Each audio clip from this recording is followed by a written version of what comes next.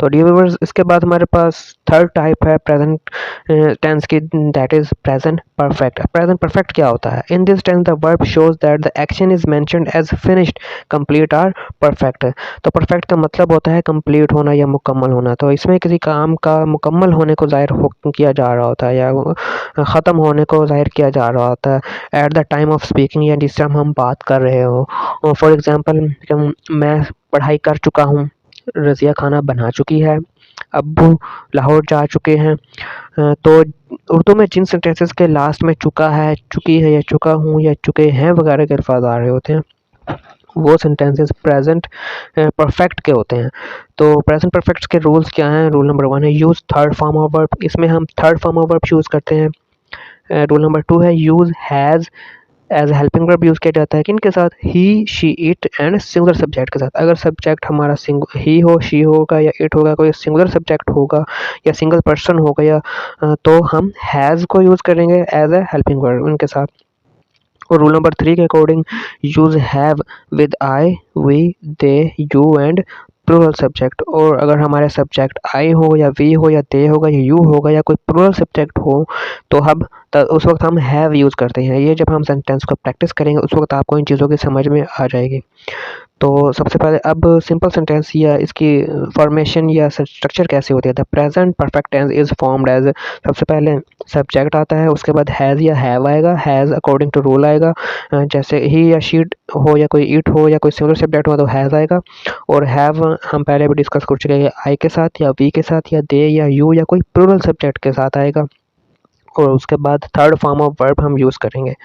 तो simple sentences को देखते हैं। सबसे पहले सिंपल सेंटेंसेस में सबसे पहले सेंटेंस है आई हैव स्पोकन, मैं बोल चुका हूँ।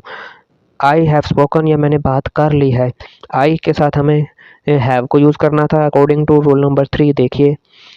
और spoken third form of verb है स्पीक की, वो हमने यूज़ किया। और सेंटेंस नंबर 2 है ही हैज़ स्पोकन, ही वो बोल चुका है, ही के साथ हमें हैज़ यूज़ करना था अकॉर्डिंग टू रूल नंबर 2 देखिए। और सेंटेंस नंबर 3 है शी हैज़न्ट स्पोकन, वो नहीं बोल चुकी। यहाँ एक नेगेटिव सेंटेंस आ गया, सॉरी ये गलती से आ गया, इसका मतलब होगा हैज़ नॉट, हमने लगा दिया, ये एक नेगेटिव सेंटेंस है। तो शी के साथ हैज़ ही आता है। और spoken third form of verb use हो गई, वो हमने की है। उसके बाद सेंटेंस नंबर 4 है यू हैव स्पोकन, तुम बोल चुके हो। सेंटेंस नंबर 5 है दे हैव स्पोकन। व्यूअर्स, यहाँ मैं सेंटेंसेस को वन बाय वन ट्रांसलेट करता चला जाऊँगा। अगर कोई चीज़ आपको कंफ्यूज करे तो कहाँ हैज़ और कहाँ हैव यूज़ हुआ है, किसके साथ और क्यों हुआ है, उसके लिए आप रूल्स की तरफ आ सकते हैं, रूल्स को देख सकते हैं। तो मैंने किन सब्जेक्ट्स के साथ हैज़ और किन सब्जेक्ट्स के साथ हैव यूज़ किया है वो अकॉर्डिंग टू रूल ही किया है।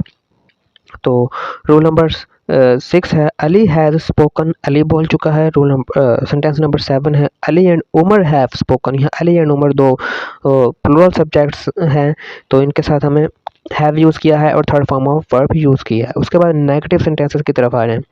नेगेटिव सेंटेंसेस वो सेंटेंसेस होते हैं जिनमें नेगेटिव यानी कि नफ़ी का इजहार हुआ और नॉट का यूज़ किया जाता है। सेंटेंस नंबर 1 है आई हैव नॉट स्पोकन। तो यहाँ सिंपली हमें हैव के बाद या हैज़ के बाद नॉट लगा देना तो वो हमारा नेगेटिव सेंटेंस बन जाएगा। आई हैव नॉट स्पोकन, मैंने बात नहीं की या मैं नहीं बोला। सेंटेंस नंबर 2 है यू हैव नॉट स्पोकन, तुमने बात नहीं कर की है या तुम बात नहीं कर चुके, एक ही बात है। सेंटेंस नंबर 3 है ही हैज़ नॉट स्पोकन, उसने बात नहीं की या वो बात नहीं कर चुका। सेंटेंस नंबर 4 है शी हैज़ नॉट स्पोकन, उसने बात नहीं की, उस लड़की ने बात नहीं की या वो उसने बात नहीं कर चुकी। सेंटेंस नंबर 5 है वी हैवंट स्पोकन, उस हमने बात नहीं की या हम बात नहीं कर चुके। ये यहाँ हैव नॉट की जगह मैंने हैवंट यूज़ किया है क्योंकि स्पोकन एक्सप्रेशन फ्लुएंट इंग्लिश बोलने वाले हैवंट भी जो है प्रोनाउंस करते हैं और इसको आप हैव नॉट ही समझ लेगा और हैजंट को आपने हैज़ नॉट कंसिडर करना है। उसके बाद नेगेटिव सेंटेंस नंबर 6 है दे हैव नॉट स्पोकन, वो बात नहीं कर चुके या उन्होंने बात नहीं की, ठीक है, या वो नहीं बोल चुके, एक ही बात है।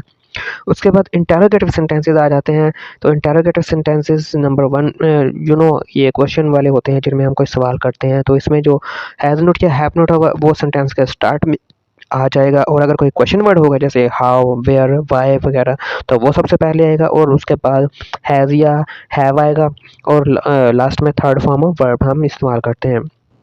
तो सेंटेंस नंबर 1 है हैज़ ही स्पोकन, क्या उसने बात कर ली? हैज़ शी नॉट स्पोकन, क्या उसने बात नहीं की? सेंटेंस नंबर 3 है व्हाई हैव यू स्पोकन, तुमने बात क्यों की या तुम बात क्यों कर चुके हो? या सेंटेंस नंबर 4 है हैव दे नॉट स्पोकन, क्या वो बोल नहीं चुके, क्या वो उन्होंने बात नहीं की? Question number sorry sentence number 5 है हैज़ अली स्पोकन, क्या अली बोल चुका है या अली ने बात कर ली है? उसके बाद हमारे पास सेंटेंस नंबर 6 है have Ali and Umar spoken, तो यहाँ अली एंड उमर दो प्लूरल सब्जेक्ट है, उनके साथ हम हैव यूज़ करते हैं और चूंकि इंटरोगेटिव सेंटेंस है इसलिए हैव सेंटेंस के स्टार्ट में आया। Have Ali and Umar spoken, क्या अली और उमर ने बात कर ली है? उसके बाद सेंटेंस नंबर 7 है हाउ हैव यू स्पोकन, का तुमने कैसे बात की, तुम कैसे बात करोगे? या हाउ ये क्वेश्चन वर्ड आया है और जो कि स्टार्ट में आता है, उसके बाद हमने हैव यूज़ किया, फिर सब्जेक्ट और लास्ट में थर्ड फॉर्म ऑफ वर्ब।